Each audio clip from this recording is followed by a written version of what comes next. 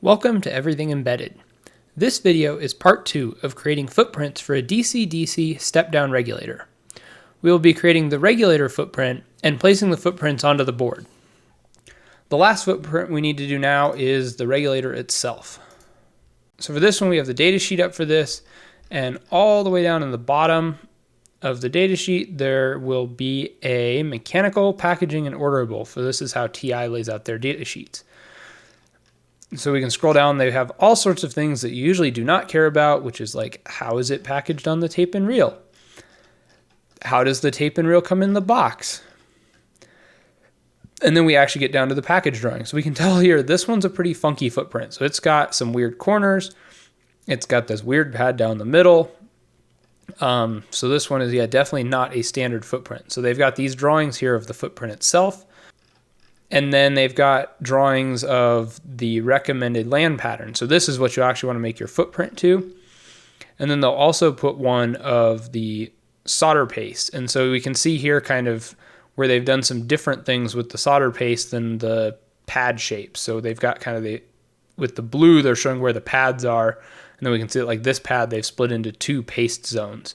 So we'll need to make sure we account for that when we do the footprint.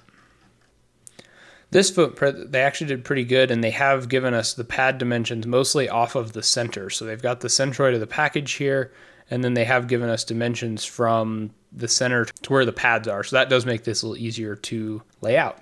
So we'll go over to our footprint editor and start working on this guy. So this one's going to be a little cramped. I want to make sure we can see both the footprint and what I'm designing here in KiCad on the side. So I'm going to go here again. We'll create a new footprint. TI calls this a VQFN-HR. And I'm going to go ahead and save this in our library. So this will be our VQFN-HR. It'll go into regulator footprints. And then now we'll get rid of the tree so we've got a little more space here.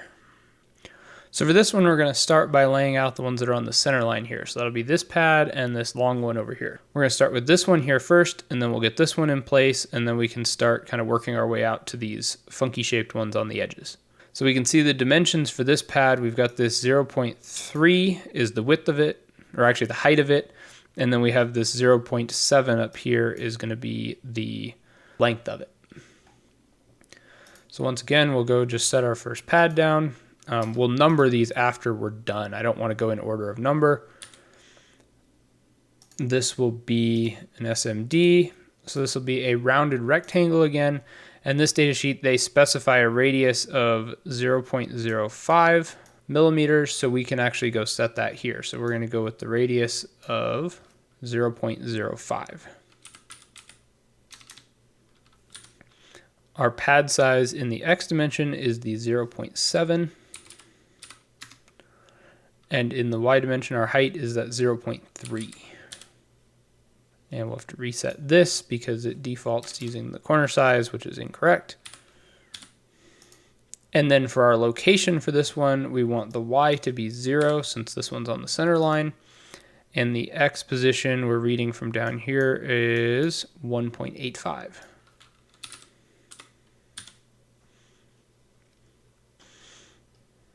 So that puts our first pad down.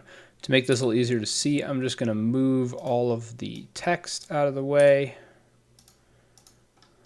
And there's our first pad. So we can see here, we need to get this next pad in. So let's do this larger pad, and then we'll come and kind of work our way around. I'm just going to duplicate this one to make it easier. This one we can see the width of it is 2.4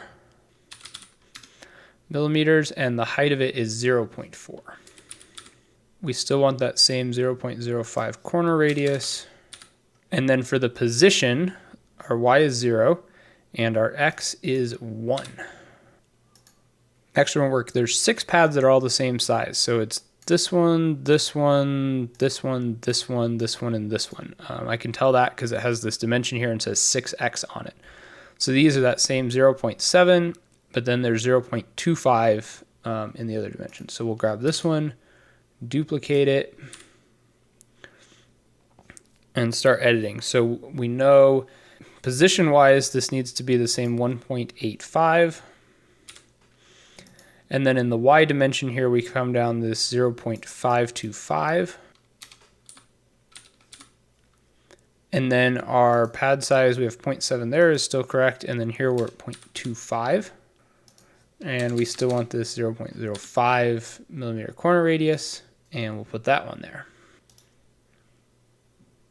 To copy this one up above, we can actually use the array tool. So there's a special tools called create array here. And we need one horizontal, we want a second one vertical. And then the spacing we want in the horizontal doesn't matter. And then in the vertical spacing, we want that 0.525 times 2, which is 1.05. We're actually going up, so we need this vertical spacing to be negative. So that'll place our next pad up there. We then need 2 more pads of the same size that are rotated to go here, and here. So we'll grab this, we will duplicate it, and then we can rotate it. And now we'll put those into position.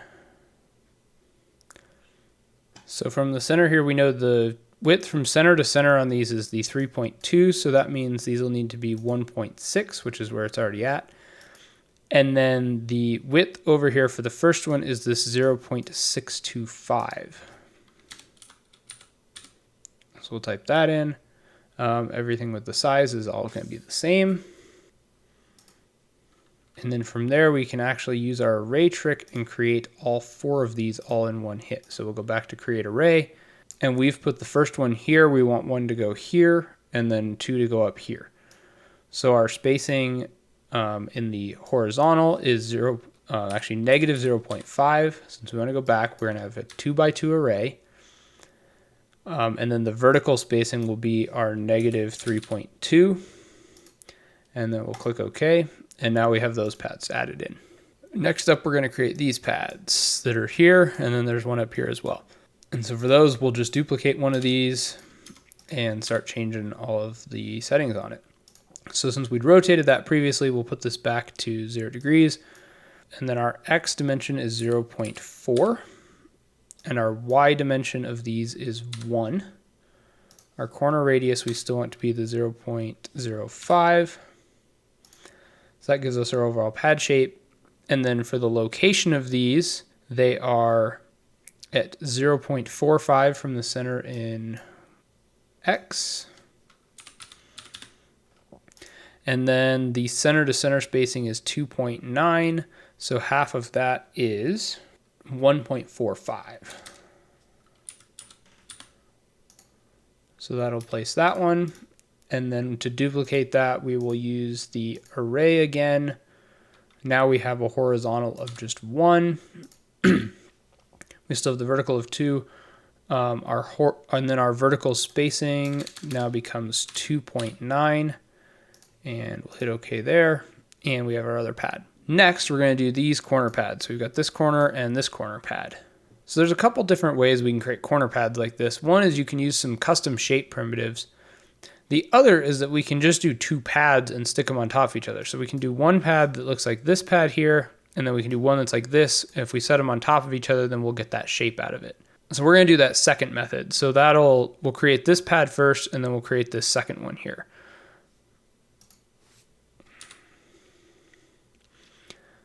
So for this one, we can see across that the height of this one is going to be 0.4. And then the width will be this 0.8. And then the tricky part with this is getting the location right. And so we can align it in the X dimension. We're actually going to do that in the editor. From the drawing, we can tell that this edge of the pad needs to line up with this edge of this pad. So what we can do there is just move it over and then place this here. And so we can see that those line up. We'll align it vertically once we get the other pad created, which will set that alignment point. From looking at the dimensions, this vertical pad here is actually the exact same size as this pad. So we can just copy that pad, duplicate it over, and then we'll use that one to set our for our vertical pad here.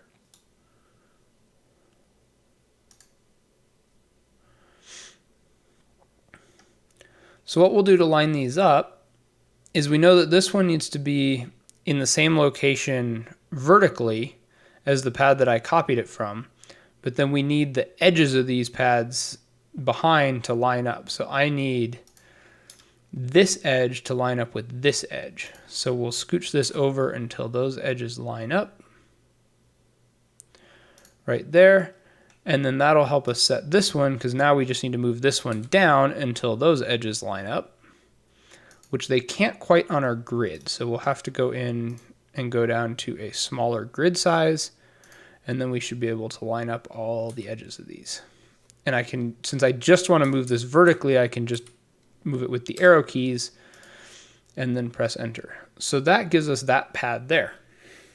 Now to duplicate this top one down to the bottom, there's a couple different ways we can do it. One of the easiest is actually just to duplicate it in place and then just change the sign. So if I go here, go to duplicate, and then place it right on top, now I've got two pads here. And now if I just edit the top one and then just go take the Y dimension and make it not be negative, then now I get a pad down there. We'll do the same here. Select the top one, go to edit, and make the Y dimension be positive and flip it down there. Now we'll just repeat the same process for these other corners since they're slightly different dimensions.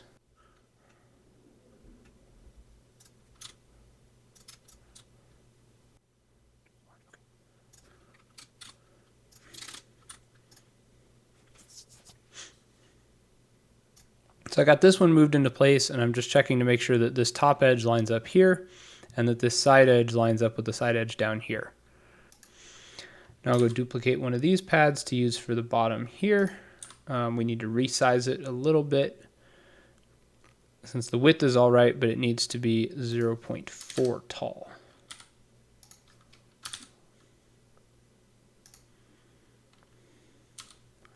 And then we'll move that into place so that it lines up correctly there. We're going to do the same duplicate trick here.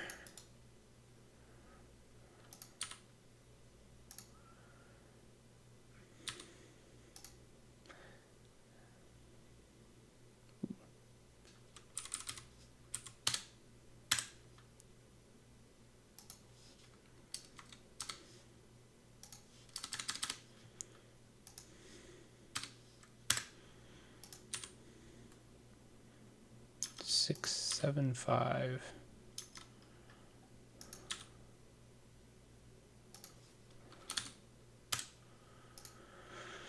Okay, so now we've duplicated all those over, so that puts all of our pads in the right spot. Next, we need to go through and renumber them. So we can tell here this starts at pad 1, and then this will be pad 2 over here, 3, 4, 5, and around the circle. So we're going to go through and renumber all of our pads to match that. So for these, we're just going to leave that one will be 1. And we also need this one to be 1.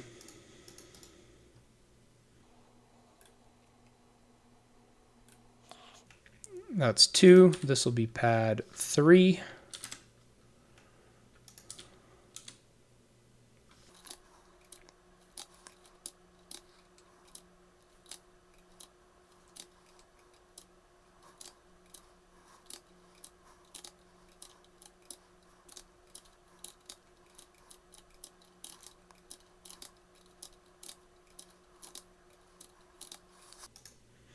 And then before we go further, I mentioned earlier that down here there's also the solder stencil. And so for that, they have some different stuff here where we need to tweak a couple of our pads to kind of reduce the amount of solder paste.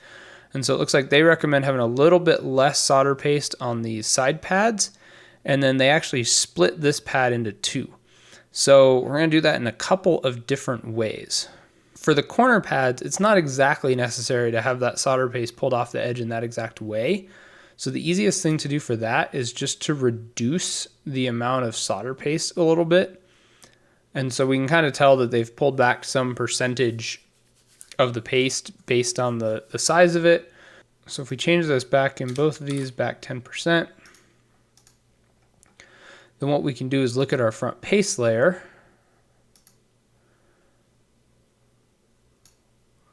I'm going to make it a little easier to see by making it green. And we can see kind of how we've pulled that back. And so for this one, we've actually pulled that back a little more than what the footprint drawing looks like, so I'm just going to back that off and only do a 5% back off.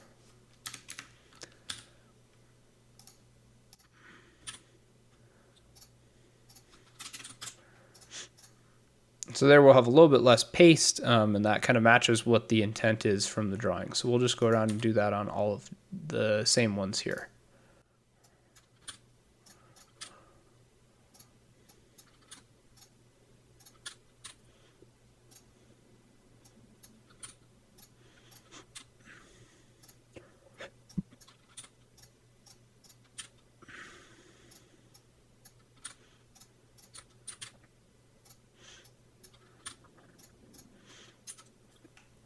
So there I've backed off our paste a little bit on all those. The next one to deal with is this pad here, which they want to actually be these two pads. So there's actually a gap in here where there's no solder paste right here in the middle. So the best way to do that is actually to just make a couple pads. So what I'm going to do is duplicate this pad. I'll go back to my front copper just so we can see better. I'm going to duplicate this pad and set it right on top. And then just kind of shrink him down. And they want this to be 1.1. So what I'll do, I'll use that trick where we set our 0 point here. And then I can check here, and my DX down in the bottom, I see we're at 1.1. And then I'll just duplicate that guy again, put it here. And then what we'll do is go down here and just turn off the paste on that layer. So now if we go look at our paste again, we can see that we've got two chunks of paste, and then there's a little gap in between them. And the important thing here is to make sure those are all the same pad. So we've got pad 10 all the way across, so those all register as the same. So we can save that. Lastly for this, we just need to go get the silkscreen, courtyard, and the fab layers all cleaned up the same as we've done on all of our other parts.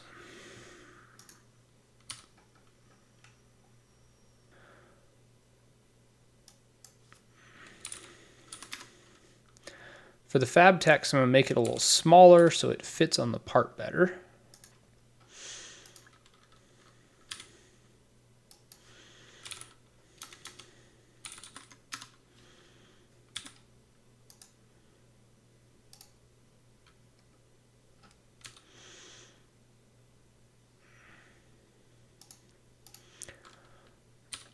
Pull our reference designator down. And then now we'll use the fab drawing size here to get a outline put onto our board.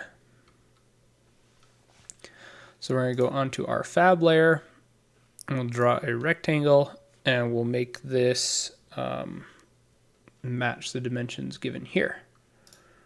I'm going to go back and reset my grid. I like to do all my drawings on a 0.1 millimeter grid, and then I'll just round things to make it work out. So the 4.1 dimension will make 2.1, so the whole thing will be 2.2. And then for our height, we see we're at 3.6, so that will be 1.8.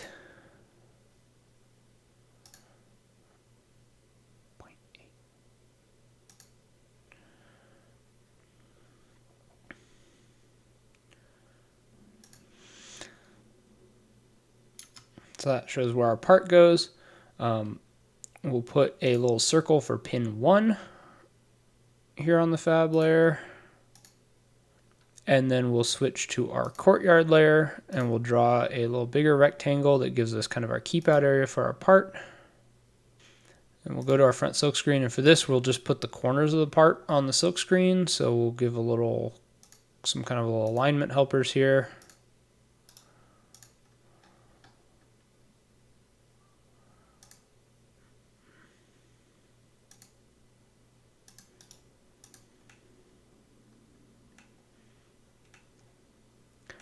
Try to make those symmetrical.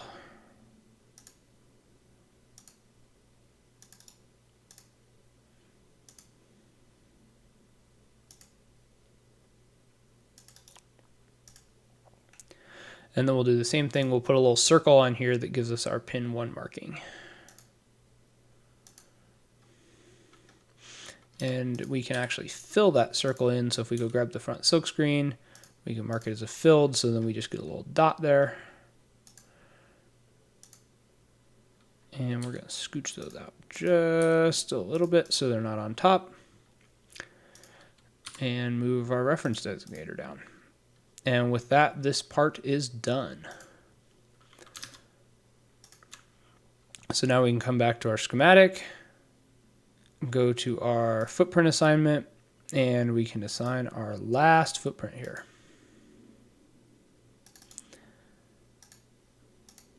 And just to verify we've got all of these done, what we can do is go run to the board editor, and then we'll just go ahead and place all these.